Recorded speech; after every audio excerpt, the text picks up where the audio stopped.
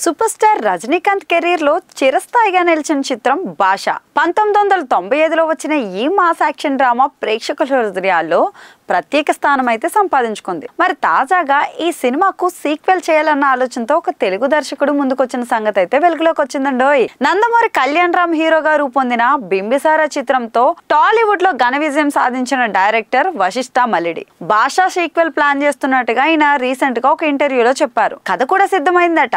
ఇక ప్రముఖ నిర్మాత దిల్ రాజు బ్యానర్ లో రూపొందించాల్సిన ఈ చిత్రానికి రజనీకాంత్ కూడా కథ వినగానే ఆసక్తి చూపారట. అయితే కథలో కొన్ని లోట్లు ఉన్నాయని భావించిన వశిష్ఠ ప్రాజెక్ట్ ను ఆపేసినట్టుగా వెల్లడించింది. స్టార్ హీరో, పెద్ద కథ ఇవన్నీ ఉన్నా కానీ కథ పరంగా నన్ను పూర్తిగా సంతృప్తి పరచలేదు, అందుకే రద్దు చేసుకున్నాను అంటూ ఆయన చెప్పుకొచ్చారు. ఒక ప్రముఖ స్టార్ నటించాల్సిన కల్ట్ క్లాసిక్ కు కొనసాగింపుగా రానున్న చిత్రానికి అవకాశం వచ్చినా కానీ అది తెరపైకి రాకపోవడం అభిమానుల్లో చిన్న నిరాశ అయితే కలిగించింది. కానీ వశిష్ఠ తీసుకున్న ఈ ఛాలెంజింగ్ నిర్ణయాన్ని పలువురు అయితే అభినందిస్తున్నారు.